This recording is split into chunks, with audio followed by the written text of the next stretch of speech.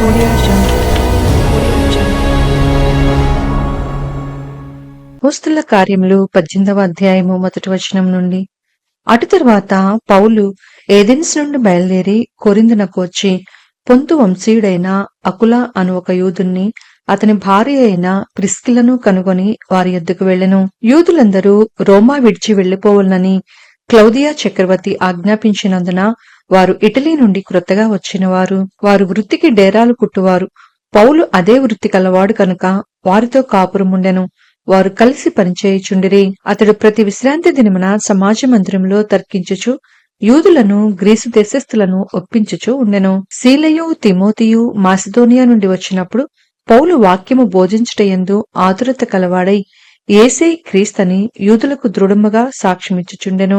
వారు ఎదురాడి దూషించినప్పుడు అతడు తన వస్త్రములు దులుపుకొని, మీ నాశనములకు మీరే ఉత్తరవాదులు, నేను నిర్దోషిని, ఇక మీదట అన్ని జనుల ఎద్దుకు పోవుదునని వారితో చెప్పి అక్కడ నుండి వెళ్లి దేవునియందు భక్తిగల తీతియు యూస్తు అను ఒకని ఇంటికి వచ్చెను. అతని ఇల్లు సమాజ మందిరమును ఆనుకొనియుండెను. ఆ సమాజ మందిరపు అధికారి అయిన క్రిస్పు తన ఇంటి వారందరితో కూడా ప్రభువునందు విశ్వాసముంచెను. మరియు కొరింథీలలో అనేకులు విని విశ్వసించి బాప్తిస్ము పొందిరి. రాత్రివేళ దర్శనమందు ప్రభువు, నీవు భయపడక మాటలాడుము, మౌనముగా ఉండకుము, నేను నీకు తోడైయున్నాను, నీకు హాని చేయుటకు నీ మీదికి ఎవడనూ రాడు, ఈ పట్టణంలో నాకు బహుజనమున్నదని పౌలుతో చెప్పగా అతడు వారి మధ్య దేవుని వాక్యము బోధించుచు 1 సంవత్సరము మీద 6 నెలలు అక్కడ నివసించెను. గల్గియోను అకయకు అధిపతిగా ఉన్నప్పుడు యూదులు ఏకీభవించి పౌలు మీదికి లేచి న్యాయపీఠం ఎదుటకు అతన్ని తీసుకుని వచ్చి, వీడు ధర్మశాస్త్రములకు వ్యతిరేకముగా దేవుని ఆరాధించుటకు జనులను ప్రేరేపించుచున్నాడని చెప్పిరి. పౌలు నోరు తెరిచి మాట్లాడబోగా, గల్లియోను యూదులారా, ఇది ఒక అన్యాయము కాని చెడ్డ నేరము కాని అయిన ఎడల నేను మీ మాట సహనముగా వినుట న్యాయమే. ఇది ఏదో ఒక ఉపదేశమును పేళ్లను మీ ధర్మశాస్త్రమును గూర్చిన వాదమైతే మీరే దాన్ని చూచుకునుడి. ఈలాంటి సంగతులను గూర్చి విమర్శ చేయుటకు నాకు మనసు లేదని యూదులతో చెప్పి వారిని న్యాయపీఠం ఎదుట నుండి తోలివేసెను. అప్పుడందరూ సమాజ మందిరపు అధికారి అయిన సోస్తెనేసును పట్టుకొని న్యాయపీఠం ఎదుట కొట్టసాగిరి. అయితే గల్లియోను వీటిలో ఏ సంగతిని గూర్చి లక్ష్య పెట్టలేదు. పౌలు ఇంకనూ బహుదినములు అక్కడ ఉండిన తరువాత సహోదరుల యొద్ద సెలవు పుచ్చుకొని తనకు మ్రొక్కుబడి ఉన్నందున కెంక్రేయలో తల వెంట్రుకలు కత్తిరించుకొని ఓడ ఎక్కి సిరియకు బయలుదేరెను. ప్రిస్కిల్లా అకులా అనువారు అతనితో కూడా వెళ్ళిరి. వారు ఎఫెసునకు వచ్చినప్పుడు అతడు వారిని అక్కడ విడిచిపెట్టి తాను మాత్రము సమాజ మందిరంలో ప్రవేశించి యూదులతో తర్కించుచుండెను. వారింకనూ కొంతకాలముండమని అతన్ని వేడుకొనగా అతడు ఒప్పక, దేవుని చిత్తమైతే మీ యొద్దకు తిరిగిపోతునని చెప్పి వారి యొద్ద సెలవు పుచ్చుకొని ఓడ ఎక్కి ఎఫెసు నుండి బయలుదేరెను. తరువాత కైసరయ రేవున దిగి యెరూషలేమునకు వెళ్లి సంఘపు వారిని కుశలమడిగి అంతియొక్కయకు వచ్చెను. అక్కడ కొంతకాలం ఉండిన తరువాత బయలుదేరి వరుసగా గలతీయా ప్రాంతమందును ఫ్రుగ్రియమందును సంచరించుచు శిష్యులనందరినీ స్థిరపరిచెను. అలెగ్జాంద్రియా వాడైన అపోల్లో అను ఒక యూదుడు ఎఫెసునకు వచ్చెను. అతడు విద్వాంసుడును లేఖనముల యందు ప్రవీణుడై ఉండెను. అతడు ప్రభు మార్గము విషయమై ఉపదేశము పొంది తన ఆత్మయందు తీవ్రపడి యోహాను బాప్తిస్ము మాత్రమే తెలుసుకుని వాడైనను యేసును గూర్చిన సంగతులు వివరముగా చెప్పి ప్రిస్కిల్లా అకులయు విని అతన్ని చేర్చుకుని దేవుని మార్గము మరి పూర్తిగా అతనికి విశదపరిచిరి. తరువాత అతడు అకయ్యకు పోదలిచినప్పుడు అతన్ని చేర్చుకొనవలనని సహోదరులు ప్రోత్సాహపరచుచు అక్కడ శిష్యులకు వ్రాసిరి. అతడక్కడికి వచ్చి కృపచేత విశ్వసించిన వారికి చాలా సహాయము చేసెను. యేసే క్రీస్తు అని లేఖనముల ద్వారా అతడు దుష్ట్యాంతపరిచి యూదుల వాదమును బహిరంగముగాను గట్టిగాను ఖండించుచూ వచ్చెను. అపోస్తలుల కార్యములు 19వ అధ్యాయము 1వ వచనం నుండి. అపోల్లో కొరింథీలోనున్నప్పుడు జరిగినదేమనగా, పౌలు పై ప్రదేశములలో సంచరించి ఎఫెసునకు వచ్చి కొందరు శిష్యులను చూచి, మీరు విశ్వసించినప్పుడు పరిశుద్ధాత్మను పొందితరా అని వారిని అడుగగా, వారు పరిశుద్ధాత్ముడున్నాడన్న సంగతియే మేము వినలేదని చెప్పిరి.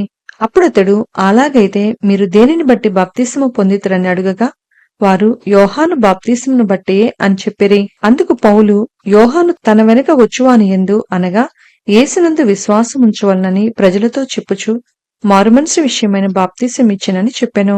వారు ఆ మాటలు విని ప్రభువైన యేసు నామమున బాప్తిసము పొందిరి. తరువాత పౌలు వారి మీద చేతులుంచగా పరిశుద్ధాత్మ వారి మీదికి వచ్చెను. అప్పుడు వారు భాషలతో మాట్లాడుటకును ప్రవచించుటకును మొదలుపెట్టిరి. వారందరూ ఇంచుమించు 12 పురుషులు. తరువాత అతడు సమాజ మందిరంలోనికి వెళ్లి ప్రసంగించుచు దేవుని రాజ్యమును గూర్చి తర్కించుచు ఒప్పించుచు ధైర్యముగా మాటలాడుచు 3 నెలలు గడిపెను. అయితే కొందరు కఠినపరచబడిన వారై ఒప్పుకొనక జనసమూహము ఎదుట ఈ మార్గమును దూషించుచున్నందున అతడు వారిని విడిచి శిష్యులను ప్రత్యేకపరచుకొని ప్రతిదినము తురన్ను అను ఒకని పాఠశాలలో తర్కించుచూ వచ్చెను. 2 ఏండ్ల వరకు ఇలాగున జరిగిన కనుక యూదులేమి గ్రీసు దేశస్థులేమి ఆసియాలో కాపురమున్న వారందరూ ప్రభువు వాక్యము వినిరి. మరియు దేవుడు పౌలు చేత విశేషమైన అద్భుతములను చేయించెను. అతని శరీరమునకు తగిలిన చేతిగుడ్డలైనను నడికట్లైనను రోగుల యొద్దకు తెచ్చినప్పుడు రోగములు వారిని విడిచెను, దయ్యములు కూడా వదిలిపోయెను. అప్పుడు దేశ సంచారులను మాంత్రికులునైన కొందరు యూదులు పౌలు ప్రకటించు యేసుతోడు మిమ్మును ఉచ్చాటన చేయుచున్నానను మాట చెప్పి దయ్యములు పట్టిన వారి మీద ప్రభువైన యేసునామమును ఉచ్చరించుటకు పూనుకొనిరి. యూదుడైన స్కెవయను ఒక ప్రధాన యాజకుని కుమారులు 7 అలాగు చేయుచుండిరి. అందుకు ఆ దయ్యము, నేను యేసును గుర్తెరుగుదును, పౌలును కూడా ఎరుగుదును, కాని మీరెవరని అడుగగా ఆ దయ్యము పట్టినవాడు ఎగిరి వారి మీద పడి వారిలో 2 లొంగదీసి గెలిచెను. అందుచేత వారు దిగంబరులై గాయము తగిలి ఆ ఇంట నుండి పారిపోయిరి. ఈ సంగతి ఎఫెసులో కాపురమున్న సమస్తమైన యూదులకును గ్రీసు దేశస్థులకును తెలియవచ్చినప్పుడు వారికందరికీ భయము కలిగెను. కనుక ప్రభువైన యేసు నామము ఘనపరచబడెను. విశ్వసించిన వారు అనేకులు వచ్చి తాము చేసిన వాటిని తెలియచేసి ఒప్పుకొనిరి. మరియు మాంత్రిక విద్య అభ్యసించిన వారు అనేకులు తమ పుస్తకములు తెచ్చి అందరి ఎదుట వాటిని కాల్చివేసిరి. వారు లెక్క చూడగా వాటి వెల 50,000 వెండి రూకలాయెను. ఇంత ప్రభావంతో ప్రభు వాక్యము ప్రబలమై వ్యాపించెను. ఇలాగు జరిగిన తర్వాత పౌలు మాస్దోనియా అకయా దేశముల మార్గమున వచ్చి యెరూషలేమునకు వెళ్ళవలనని మనసులో ఉద్దేశించి నేనెక్కడికి వెళ్లిన తర్వాత రోమా కూడా చూడవలనని అనుకొనెను. అప్పుడు తనకు పరిచర్య చేయువారిలో తిమోతి, ఎరస్తు అను వారినిద్దరిని మాసిదోనియాకు పంపి తాను ఆసియాలో కొంతకాలము నిలిచియుండెను. ఆ కాలమందు క్రీస్తు మార్గమును గూర్చి చాలా అల్లరి కలిగెను. ఎలాగనగా దేమేత్రి అను ఒక కంసాలి అర్తెమీదేవికి వెండి గుళ్లను చేయించుట వలన ఆ పని వారికి మిగుల లాభము కలుగ చేయుచుండెను. అతడు వారిని అట్టి పని చేయు ఇతరులను గుంపుకూర్చి, అయ్యలారా, ఈ పని వలన మనకు జీవనము బహుబాగుగా జరుగుచున్నదని మీకు తెలియను.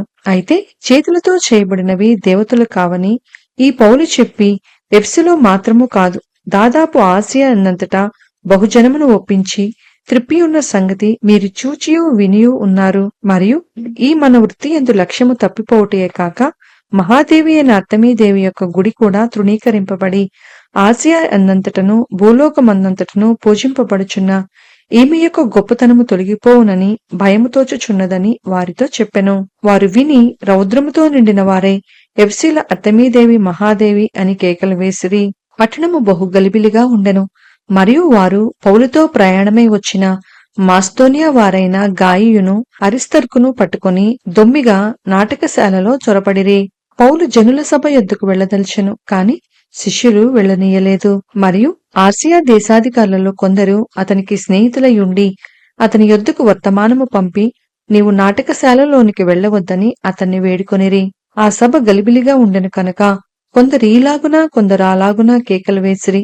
తామెందు నిమిత్తము కూడుకొనిరో చాలా మందికి తెలియలేదు. అప్పుడు యూదులు అలెగ్జాందరును ముందుకు త్రోయగా కొందరు సమూహంలో నుండి అతనిని ఎదుటికి తెచ్చిరి. అలెగ్జాందరు సైగ చేసి జనులతో సమాధానము చెప్పుకొనవలనని ఉండెను. అయితే అతడు యూదుడని వారు తెలుసుకొనినప్పుడు అందరూ ఏకశబ్దముతో 2 గంటల సేపు ఎఫెసీల అర్తెమీదేవి మహాదేవి అని కేకలు వేసిరి. అంతట కరణము సమూహమును సముదాయించి, ఎఫెసీలారా, ఎఫెసీల పట్టణము అర్తెమీ మహాదేవికిని ద్యుపతి యొద్ద నుండి పడిన మూర్తికిని పాలకురాలై ఉన్నదని తెలియని వాడెవడు? ఈ సంగతులు నిరాపేక్షమైనవి కనుక మీరు శాంతము కలిగి ఏదియూ ఆతురపడి చేయకుండుట ఆవశ్యకము. మీరు ఈ మనుషులను తీసుకుని వచ్చితిరి. వీరు గుడి దోచిన వారు కారు, మన దేవతను దూషింపనూ లేదు. దేమేత్రికిని అతనితో కూడానున్న కంసాలునకును ఎవని మీదనైనను వ్యవహారమేదైనా ఉన్న ఎడల న్యాయసభలు జరుగుచున్నవి. అధిపతులు ఉన్నారు కనుక వారు ఒకరితో ఒకరు వ్యాజ్యమాడవచ్చును. అయితే మీరు ఇతర సంగతులను గూర్చి ఏమైనను విచారణ చేయవలనని ఉంటే అది క్రమమైన సభలో పరిష్కారమగును. మనము ఈ గలిబిలిని గూర్చి చెప్పదగిన కారణమేమియో లేనందున నేడు జరిగిన అల్లరిని గూర్చి మనలను విచారణలోనికి తెత్తురేమో అని భయమవుచున్నది. ఇట్లు గుంపు కూడినందుకు తగిన కారణము చెప్పజాలమని వారితో అనెను. అతడిలాగు చెప్పి సభను ముగించెను.